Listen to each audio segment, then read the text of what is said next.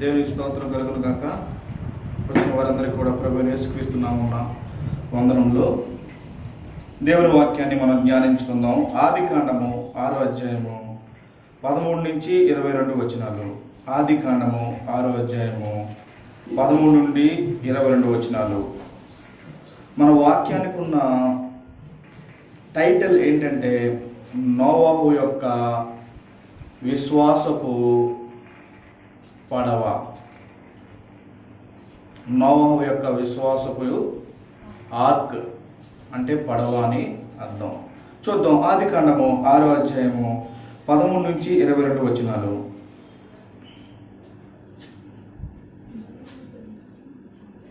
ఎవరైనా తీగలితే తీగరండి, లేదంటే నేనే చదువుతాను. దేవుడు నోవహుతోనూ సమస్త శరీరం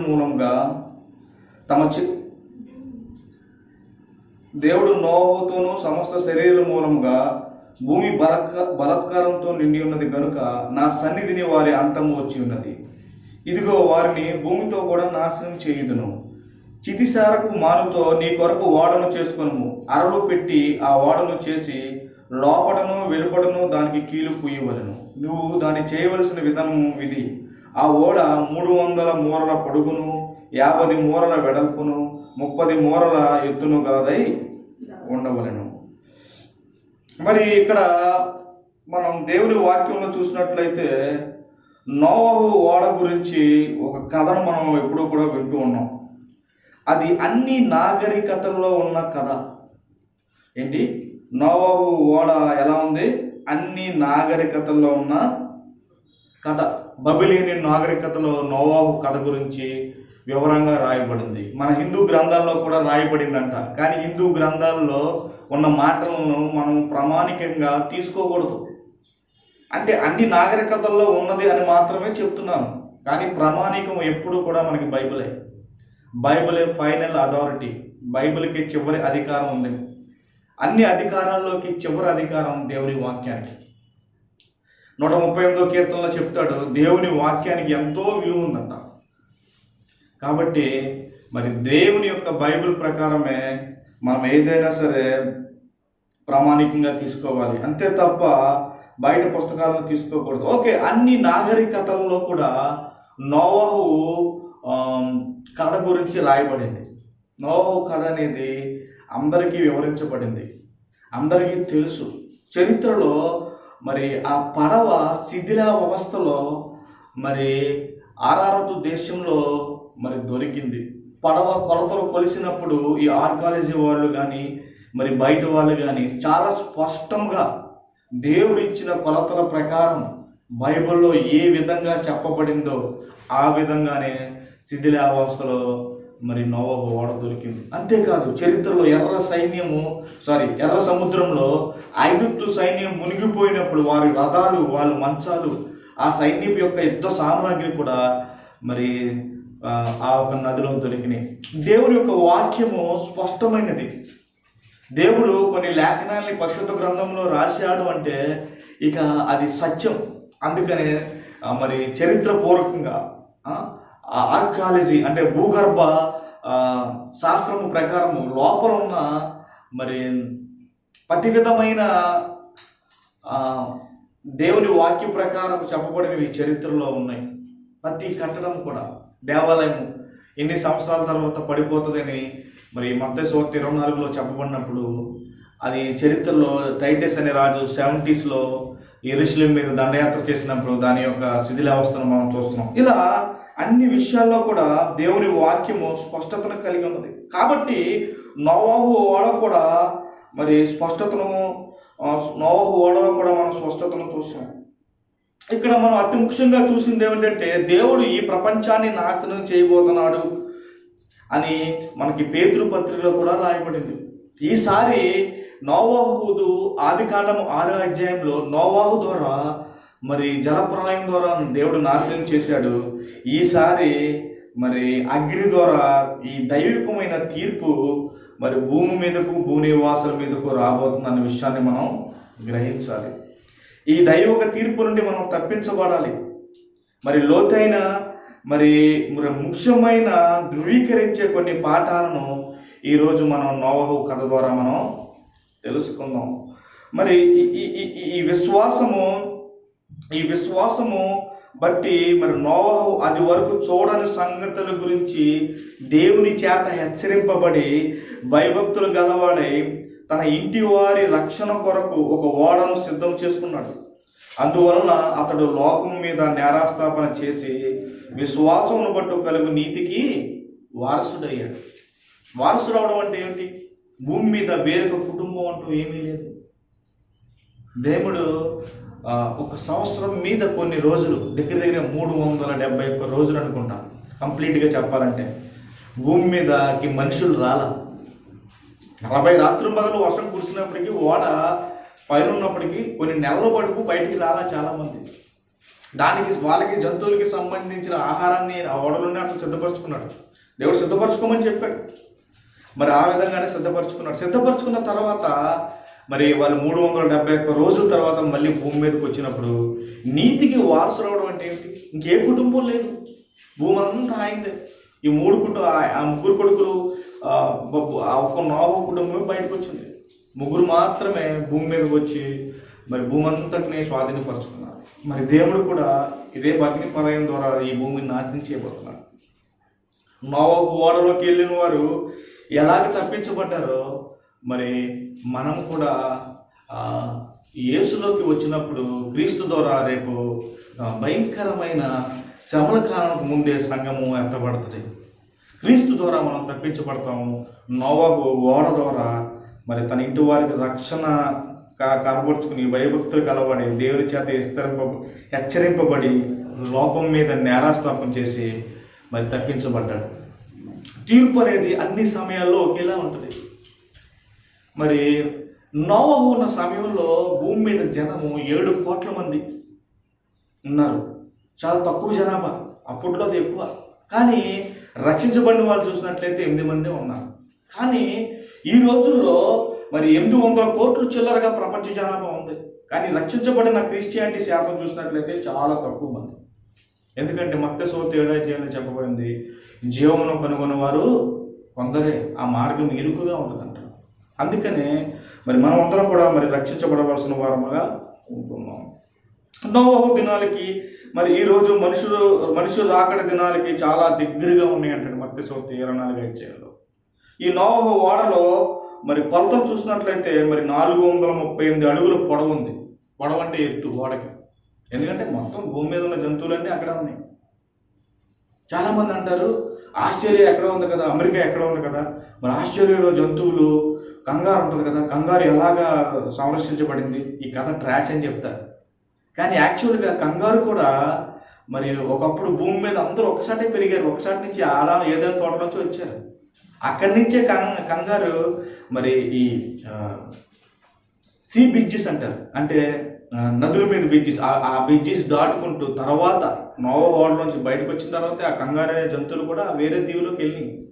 అంతే తప్ప ప్రత్యేకంగా కొత్త సృష్టి ఏమి ఆస్ట్రేలియాలో పుట్ల. ఎక్కడ ఎలా జీవులు పెరగాలో అలా దేవుడు పెట్టుకుంటూ వచ్చాడు.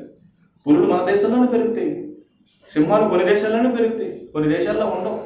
దేవుడు ఎందుకు అలా పెట్టాడు? వాతావరణం మారుతుంది.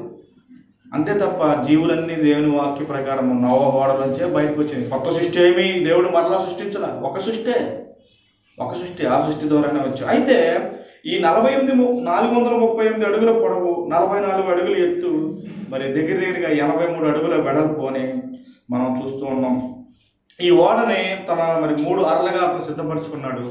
మరి అతను తప్పించబడ్డాడు. అయితే నోవహు దినాలకు ఈ రోజు దినాలకి మనం వాక్యంలో మనం చూసినట్లయితే మరి మత్తయి సువార్త 24 చూసినట్లయితే మత్తయి సువార్త 24 చూసినట్లయితే నోవహు దినాలకు ఈ రోజు దినాలకు దేవుడు పోలుస్తున్నాడు. ఏంటంటే నోవహు దినాలకు ఈ రోజు దినాలకు దేవుడు పోలుస్తున్నాడు. ఏంటి ఆ పోలిక అని చూసినట్లయితే నోవహు దినములు ఎలా ఉండను, మనుష్య కుమారుడి రాకడను అలాగే ఉండదు. ఎందుకు? మత్తయి సువార్త 24 దేవుడు ఈ చివరి డేస్ గురించి చెప్తున్నాడు. ఎందుకు చెప్తున్నాడు? మన మొదటి అధ్యాయం 24వ అధ్యాయం మొదట్లో చూసినట్లయితే యేసు ఈ దేవాలయం నుండి బయలుదేరి వెళ్ళుచుండగా ఆయన శిష్యులు దేవాలయం పక్కటలో ఆయనకు చూపించుచున్నారు. అందుకే ఆయన, మీరు ఎవరిని చూచుచున్నారు కదా, రాతి మీద రాతి ఒకటేనో ఇక్కడ నిల్చకుండా పడదోయబడిన మీతో నిశ్చయముగా చెప్పుచున్నాను వారితోనను. ఆయన ఒలివల కొండ మీద కూర్చుండి ఉన్నప్పుడు శిష్యులు ఆయన వద్దకు వచ్చి ఏకాంతముగా వచ్చి, ఇవి ఎప్పుడు జరుగును, నీ రాకడకును యుగ సమాప్తికి సూచనలేవి మాతో చెప్పమనగా యేసు వారితో ఇట్లనను, ఎవడనో మిమ్మల్ని మోసపరచకుండా చూచుకొనుడి. అనేకులు నా పేరట వచ్చి నేనే క్రీస్తుని చెప్పి పలువురిని మోసపరచదు. అంటే చివరి రోజుల్లో ఏం జరగబోతుందో దేవుడు చెప్పాడు. చివరి రోజుల్లో దేవుడు ఏం జరగబోతుందో చెప్పాడు. దానికిను మరి పోలికలు పోల్చుకుంటూ వచ్చాడు. చూడండి, ఏడవచనం చూడండి, 6వ వచనం చూడండి. మరియు మీరు యుద్ధముల గురించి యుద్ధ సమాచారం గురించి వినబోదురు, మీరు కలవరపడకుండా చూచుకొనుడి. ఇవి జరగవలసినవి కానీ అంతం వెంటనే రాదు.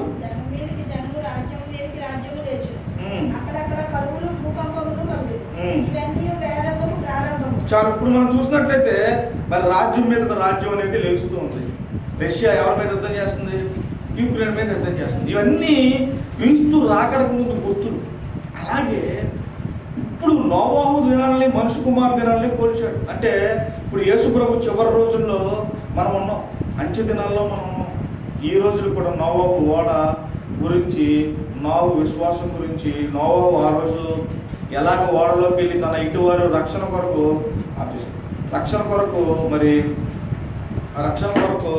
మరి అతను సిద్ధపరుచుకున్నాడు ఓడ. మనం కూడా రక్షించబడి ఓడలోకి రావాలి అంటే క్రీస్తులోకి రావాలి, క్రీస్తులోనే ఉండాలి. ఎందుకంటే మరి రేపు చరిత్రలో భయంకరమైన మరి కరువు, మరి వేదనలు, శ్రమలు భూమి మీదకి రాబోతాయి. 7 సంవత్సరాల శ్రమలోంచి మనం తప్పించబడాలంటే దేవుని యొక్క రక్షణలో మనం పరిపూర్ణంగా ఎదగాలి. దేవుని యొక్క ప్రధాన ఉద్దేశం ఏంటంటే రక్షించబడమే కాదు. దేవుని యొక్క ఉద్దేశం ఏంటంటే మనము క్రీస్తు యొక్క పోలికలోకి, స్వరూపంలోకి మార్చబడాలి. క్రీస్తులాగా సువార్త చెప్పాలి, క్రీస్తులాగా లోకంలో జీవించాలి, క్రీస్తులాగా ఈ లోకంలో మనం మన జీవితాన్ని మనం ముగించుకోవాలి.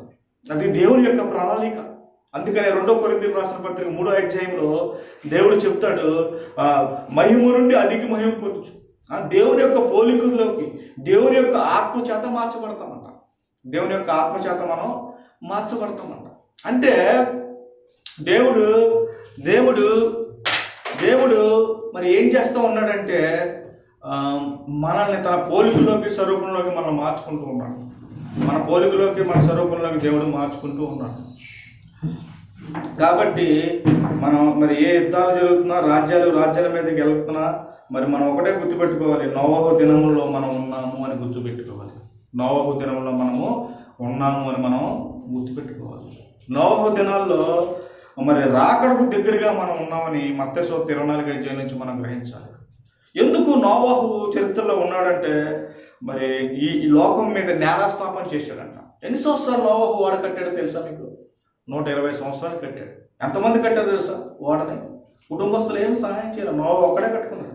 పిల్లల పట్ల అప్పటికి 120 సంవత్సరాలు ఒక్కడే కట్టుకున్నాడు. ఆ చిత్రాలకి మార్పు తెచ్చుకున్నాడు. వర్షం భూమి మీద పడలా.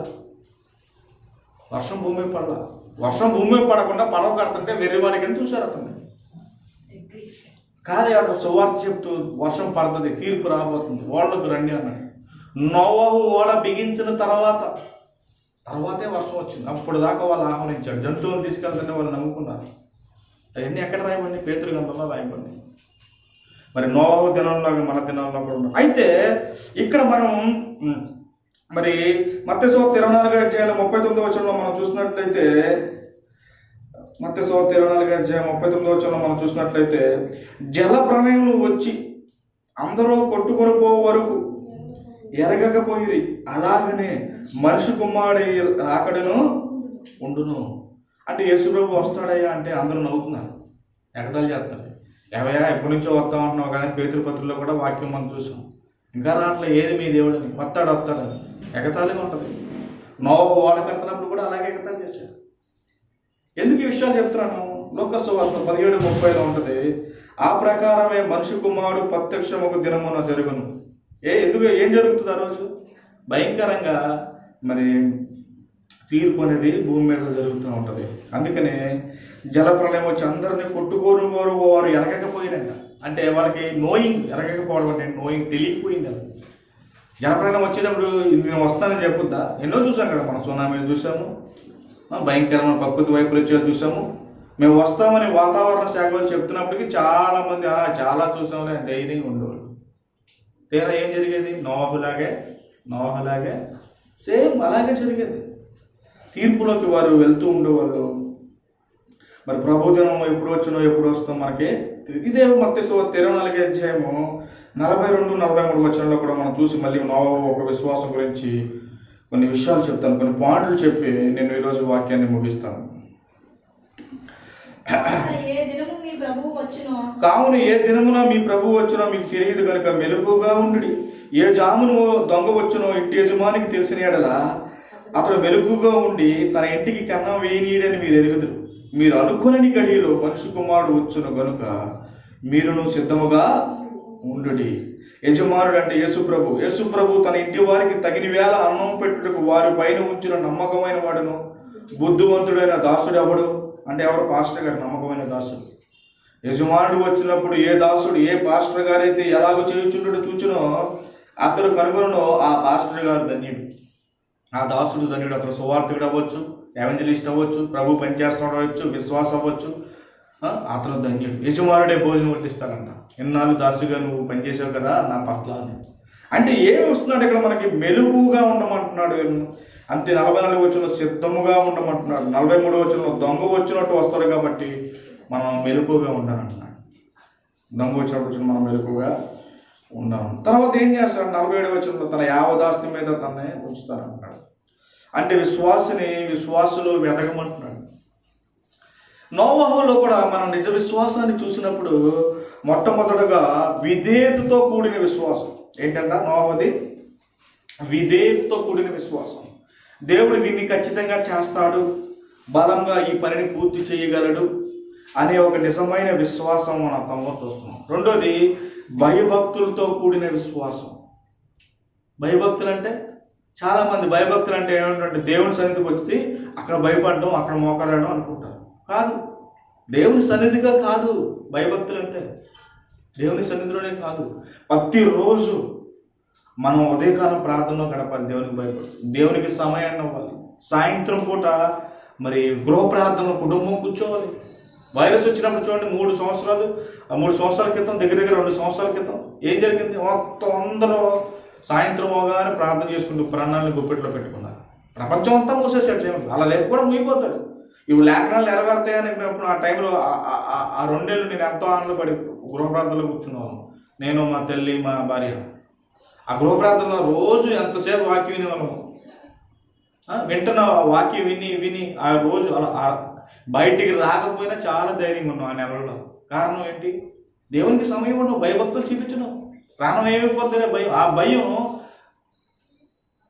లాక్డౌన్ అయిపోయినప్పుడు ఇప్పుడు కూడా ప్రతిరోజు గృహ ప్రార్థన ఉంటారు. అది భయభక్తులతో కూడిన విశ్వాసం. అంటే ఏదో ఆదివారం మందిరానికి కూర్చుని అయిపోయిందని కూడా కాదు. గృహ ప్రార్థన ద్వారా, వాక్యం వినడం ద్వారా ఆత్మీయంగా ఇన్నర్ మ్యాన్, అంతర్నిపురుషుడు బలపడతాడు. ప్రార్థన ద్వారా ఇంకా బలపడతాడు. పిచ్చి ఆలోచనలు వస్తాయి, నిద్ర పడతాడు, బలం రాదు. ఏంటి భవిష్యత్తు అనే ఆలోచనలో శారీరకంగా లోకానుసారంగా మనకు వస్తూ ఉంటాయి. అలాంటి సమయంలో మనం ఏం చేయాలి? అంతరంగ పురుషుడు ఉంటాడంటే ఎఫెసీ పత్రిక ఉంటుంది 3వ అధ్యాయంలో. మీరు మోకాలుని ప్రార్థించి అంతరంగ పురుషుడు ఎందుకు బలపరచబడినట్లుగా ప్రార్థన చేస్తేనే లోపల అంతరంగ పురుషుడు బలపడతాడు. అప్పుడు దేని గురించి భయం లేదు.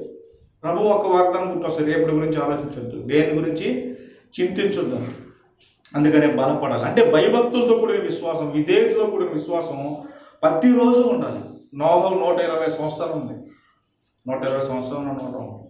అబ్రహాము 99 సంవత్సరాల వరకు పడుతూ లెగుస్తూ కూడా తన విశ్వాసాన్ని కనబరుచుకున్నాడు. బిడ్డలు కనదు అసాధ్యమైన ప్రయత్నంలో మరి సాధ్యం చేశాడు. 99 సంవత్సరాలు వేచి ఉంచాడు. నోవహు 120 సంవత్సరాలు వేచి ఉంచాడు. మనం కూడా మరి భయభక్తులతో కూడిన విశ్వాసాన్ని ఉండాలి. అలాగే నోవహు ఒక నిజ విశ్వాసం ఏం చేసిందంటే అంత పెద్ద ఓడను మరి రక్షణ కొరకైన విశ్వాసంతో తన ఓడను సిద్ధపరుచుకున్నాడు. అలాంటి ఓడ కట్టుకోవడం అనేది మామూలు విషయం కాదు. అలాగే అతని విశ్వాసము నీతికి వారసుని చేసింది. నీతి అంటే మరి క్రీస్తు. మనకి సాధ్యం కానిది దేవుడు పూర్తి చేశాడు. దేవుని నీతి క్రీస్తులో నెరవేరింది కాబట్టి క్రీస్తులాగా మనం జీవించడం, క్రీస్తు వద్దకు వచ్చి మారు మనసు పశ్చాత్తాపం ద్వారా క్రీస్తులో జీవిస్తూ విశ్వాసంలో ఎదగడం ద్వారా దేవుడు ఆ నీతిని మనకు అప్లై చేయబోతున్నాడు. మనం శత్రువులైనగా దేవుడు సమాధానపరుచుకున్నాడు కాబట్టి మరి ఆ నీతికి వారసుడైన విశ్వాసాన్ని మనం కలిగి ఉండాలి. ఇంకా లోకం మీద నేరాస్థాపన చేసే విశ్వాసం. నోవహు నిజ స్వరూపం, నిజ విశ్వాసం ఏంటంటే మరి లోకం మీద అతను 120 సంవత్సరాలు సువార్త చేస్తున్నప్పుడు మరి తన సువార్తలో ఎటువంటి మార్పులు ఉన్నట్టుగా ప్రకటించాడు. అందుకే పేతురు పత్రికలో చెప్తాడు, అతను సువార్త చేశాడు అని చెప్తాడు. అక్కడ ఉన్న భక్తిహీనులందరూ ఆ ప్రపంచంలో ఆ తీర్పుకు బలి అయిపోయారు. నిజంగా మరి పోలికలు చూసుకున్నట్లయితే నోహు రోజులకి మన రోజులకి పోలికలు చూసుకున్నట్లయితే పాపం అనేది విజృంభించింది. పాపం అనేది ఏమైంది?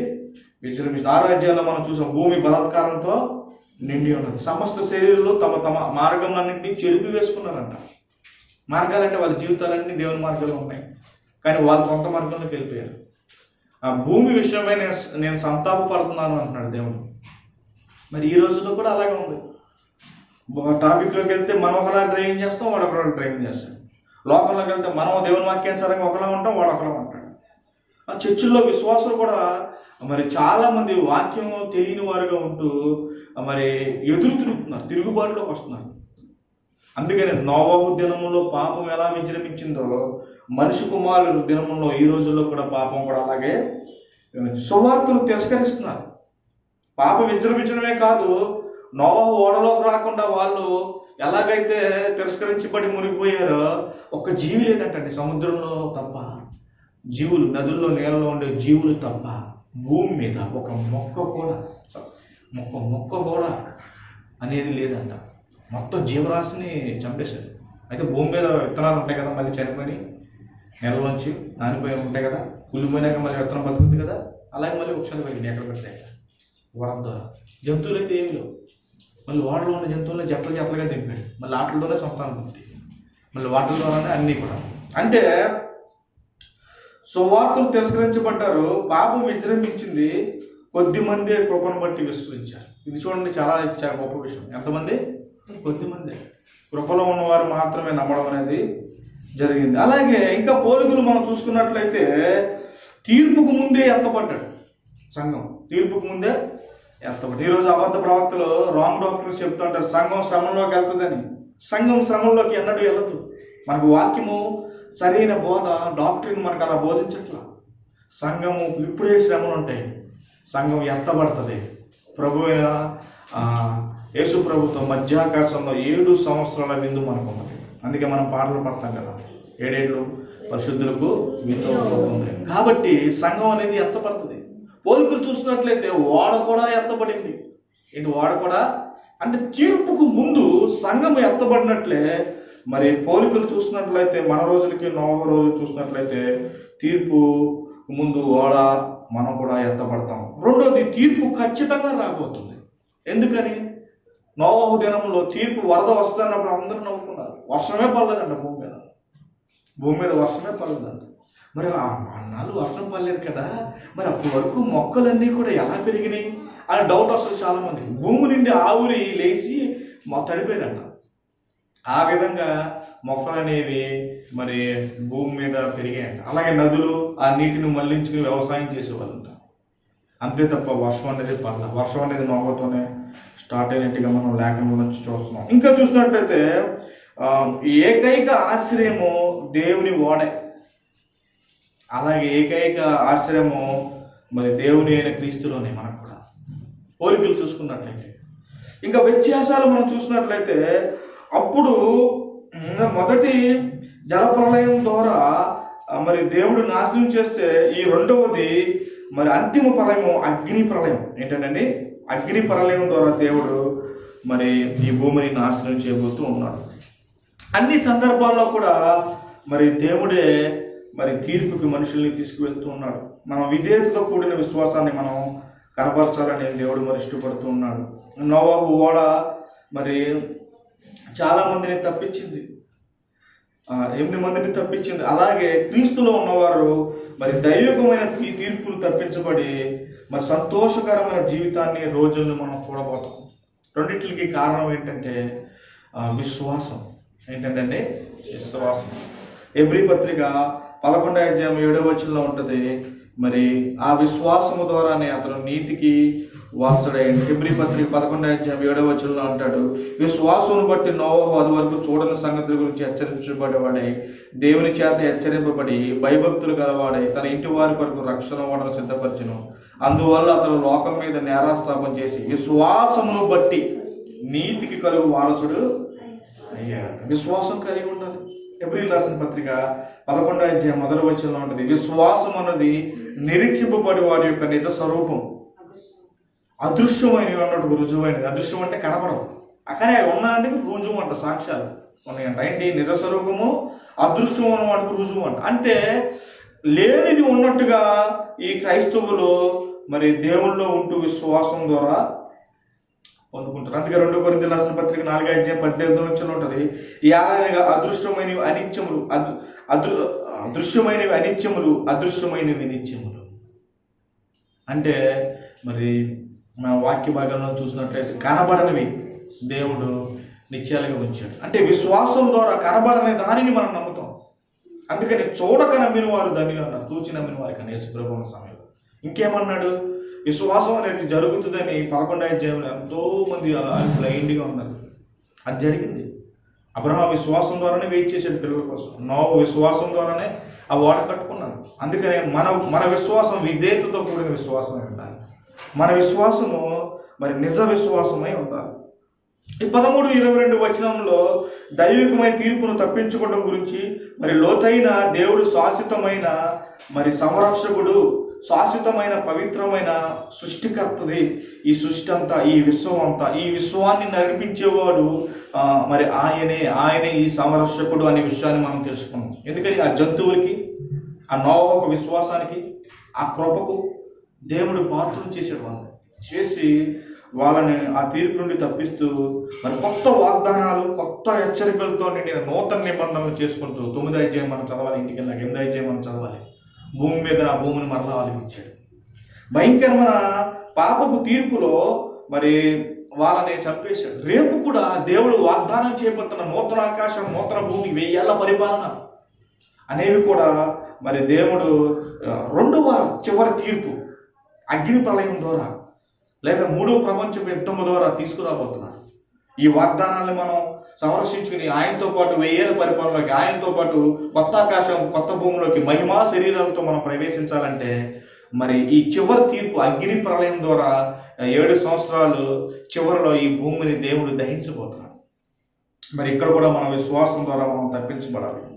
మరి పాపులు దేవుని యొక్క దయా ఉద్దేశంతో మరి తీర్పు నుండి రక్షించబడుతున్నారు. ఇంకా మనిషి చరిత్రను నిర్వీర్యంగా మనం చూసినట్లయితే అన్ని తరాల్లో తీర్పు అనేది జరుగుతుంటూ వచ్చింది. అన్ని సమయాల్లో తీర్పు అనేది జరుగుకుంటూ వచ్చింది. లూకా సువార్త 17వ అధ్యాయము, లూకా సువార్త 17వ అధ్యాయము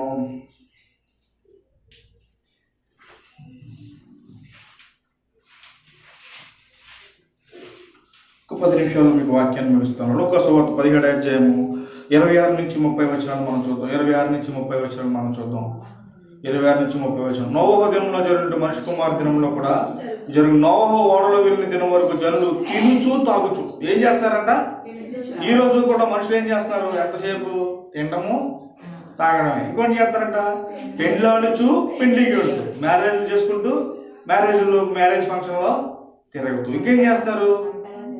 ఇంతలో జల ప్రళయం వచ్చి వారందరినీ నాశనం చేసింది. లోతు దినంలో జరిగినట్టు జరిగింది. ఏం జరుగుతుంది? జనులు కూడా తినుచు తాగుచు అమ్ముచు కొనడం ఏంటి?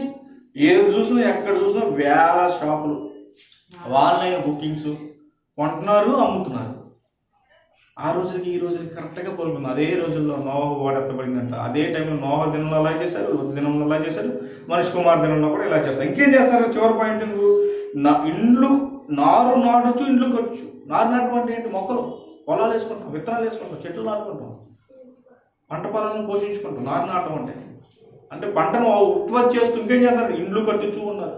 ఇప్పుడు చూడండి, మన ఏలూరు మొత్తం అంతా కూడా మారిపోయింది గత 3 సంవత్సరాల నుంచి. ఎంత కరోనా విజృంభిస్తుందో, ఒక్కొక్క ఏరియాలో పెద్ద పెద్ద బిల్డింగులు. ఏం చేద్దాం, ఇండ్లు కట్టుచున్నారు. దానికి దీనికి మరి దగ్గరగా ఉంది.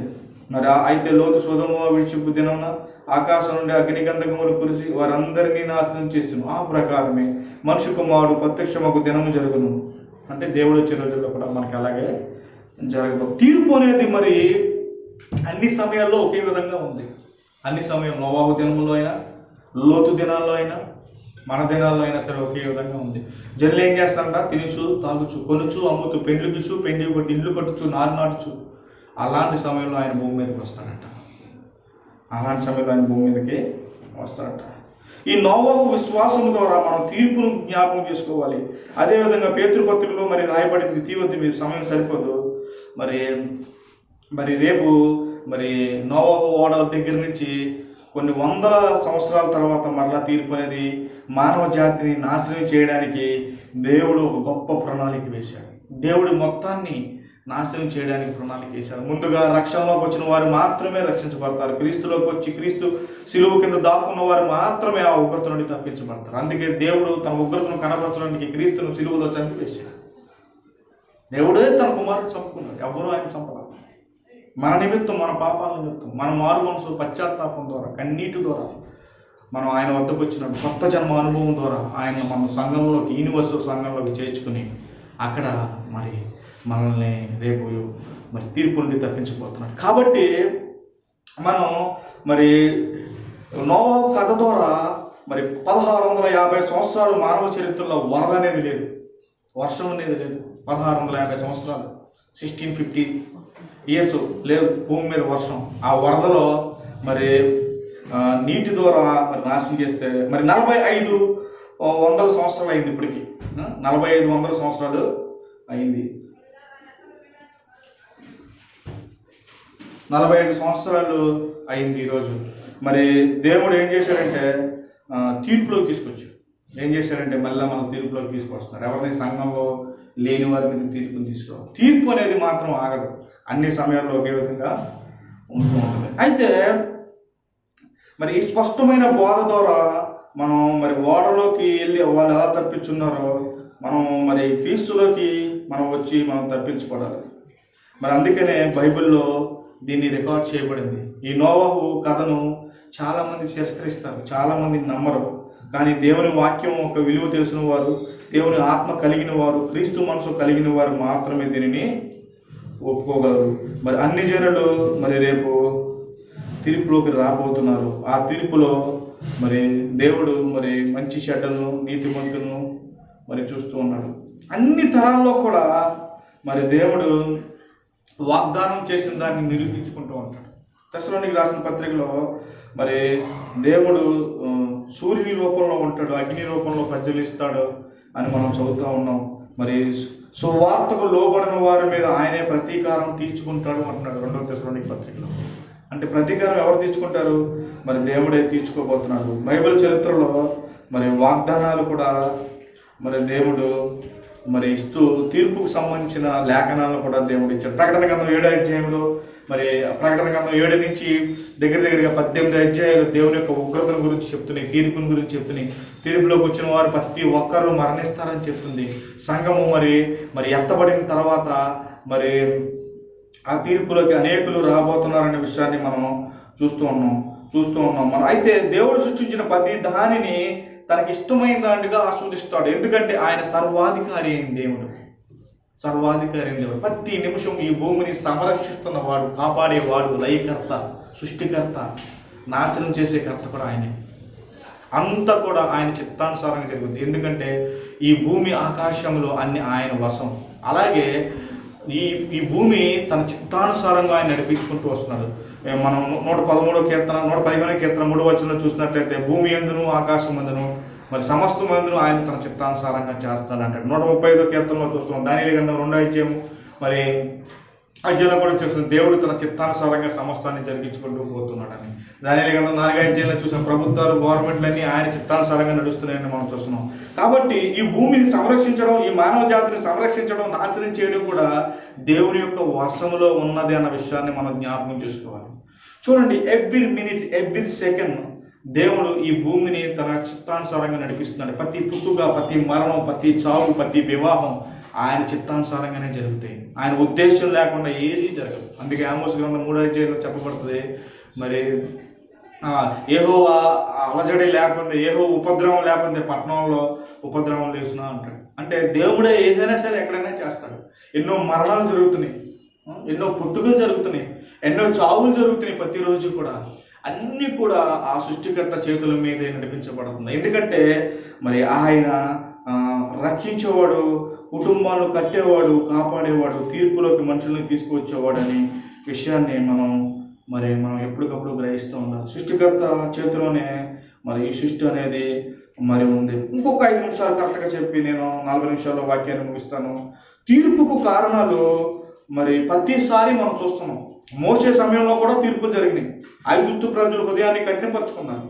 దేవుడు అనేకమైన తీర్పులు తీర్చి వాళ్ళని ఏం చేశాడంటే ఆ తీర్పుల ద్వారా మరి వారిని జడ్జిమెంట్లోకి తీసుకొచ్చాడు. ఈరోజు కూడా దేవుడి యుద్ధాలు 2000 నుంచి 2004 మధ్యలో 50 యుద్ధాలు జరిగినాయి. చరిత్రలో జరిగిన యుద్ధాలు ఎక్కడ జరగలేదు. కొన్ని వేల భూకంపాలు జరుగుతున్నాయి, అవి దేవుడు తీసుకొచ్చినవి. కొన్ని వేల తెగుళ్ళు వస్తున్నాయి. కొంతమందిని దేవుడు తెగుళ్ళ ద్వారా చంపి తీసుకెళ్తున్నారు. దేవుడి సేవకులు కూడా, మంచి వాళ్ళని చెడ్డ వాళ్ళని కూడా చంపి తీసుకెళ్తున్నారు. దేవుడు అన్ని తెగుళ్ళు కూడా దేవుడే పంపిస్తున్నాడు. పాస్టర్ గారు కూడా వస్తాయి, పాస్టర్ గారి ఫ్యామిలీలు కూడా వస్తాయి తెగుళ్ళు. అందరికీ వస్తుంది. తెగులు అంటే వైరస్.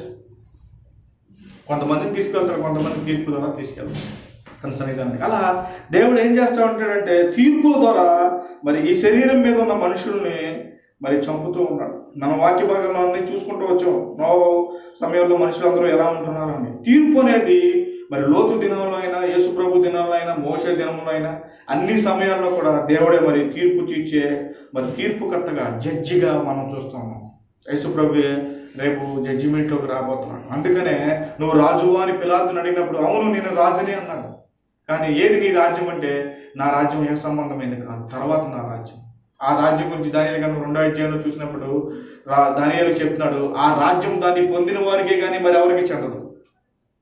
ఆ రాజ్యం మిగిలిన రాజ్యాలని అనగదొక్కిందంటే ఆ రాజ్యం యుగ యుగములు నిలుచును అని రాశాడు. అదే దేవుని రాజ్యం అని మనం జ్ఞాపకం చేసుకోవాలి. 1850లో 1 బిలియన్ ప్రజలు మరి ఈ భూమి మీద ఉన్నారు. మరి 1930 మరి 2 బిలియన్స్ అయ్యారు. 1930కి వచ్చేసరికి 80 సంవత్సరాలు. 1950కి వచ్చేసరికి 3 బిలియన్స్ అయ్యారు. మరి నేడు 6 బిలియన్స్ అనే మాటను మనం చూస్తున్నాం. అంటే ఎప్పటికప్పుడు 50 సంవత్సరాలకి 80 సంవత్సరాలకు మరి ప్రజలు పెరుగుతూ ఉన్నారు. మనం ఈ సంఖ్యలను గణిస్తూ ఉన్నాం. మరి అన్ని విషయాల్లో మరి జనాభా పెరుగుతుంది. ఒక భారీ పేరుడు కింద, ఒక విధ్వంసం కింద మరి మనుషులు భారీగా పెరుగుతూ ఉన్నారు. మరి వీరందరూ కూడా రేపు మరి తీర్పులోకి రాబోతున్నారు. ఆమోసు గ్రంథం 8వ అధ్యాయం 2వ వచనంలో చూసినట్లయితే, ఆమోసు గ్రంథము 8వ అధ్యాయం 2వ వచనంలో మనం చూసినట్లయితే, ఆమోసు గ్రంథము 8వ అధ్యాయము 2వ వచనంలో మనం చూసినట్లయితే, ఆమోసు నీకు ఏమి కనబడుతుందని నేను అడగగా, వేసవి కాలపు పండ్లగా నాకు కనబడుతుందని నేను అంటిని. అప్పుడు యెహోవా నాకు ఎలాగో సెలవిచ్చింది ఏమనగా, నా జనులకు ఇశ్రాయేలుకు అంతము వచ్చి ఉన్నది, నేనిక వారిని విచారణ చేయక మానెను. 3వ వచనం, ప్రభువు యెహోవా సెలవిచ్చింది ఏమనగా, మందిరంలో వారు పాడు పాటలు ఆ దినమున ప్రలాపము శవలముకు లెక్కకు ఎక్కువ, ప్రతి స్థలమందును అవి పారవేయబడవు, దేశం ముందు వేదలను మింగివేవి, దరిద్రులను మూసివేయాలి. ఇలా చూసుకున్నట్లయితే మరి దేవుని సన్నిధి నుండి అంతం రాబోతుందంట. దేవుడికి విచారణ చేయడంట. శవాలు లెక్క అయిపోతాయంట. ప్రతి స్థలం ముందు కూడా తీర్పు అనేది జరగబోతుందంట. భూమి పైన మనిషి యొక్క దుష్టత్వం పెరిగిపోయిందని ఆదికాండం 6వ అధ్యాయం 5వ వచనంలో మనం చూస్తున్నాం. ఆ దుష్టత్వం బట్టి మరి అదే అధ్యాయం 11, 12వ వచనం చూసినట్లయితే మరి దేవుడు ఆ దుష్టత్వానికి, ఆ హింసకు నిండిపోయినప్పుడు ఆ అవినీతి పరుల్ని మరి ఆయన చంపాలనుకున్నాడు. ఆ ముగింపు తీర్పు ద్వారా దేవుడు ఇవ్వాలనుకున్నాడు. అదే సమయంలో యెహెజ్కేలు 18వ అధ్యాయంలో ఒక లేఖన భాగం నాకు గుర్తొస్తుంది. నీతిమంతుడు తన నీతి అంతా చేసి మరలా తప్పిపోతే అతను తప్పించబడ్డంట. అదేవిధంగా మరి దుర్మార్గుడు ఎన్ని పనికిమాలు పనులు చేసినా, ఎంత దుర్మార్గం ఉన్నా మరలా నీతిని అనుసరిస్తే అతడు బ్రతుకును అంటున్నాడు. చూడండి, ఏ మతంలో కూడా మరి ఇలాంటిది లేదు. పాపిని పరలోకం తీసుకెళ్తున్నాను.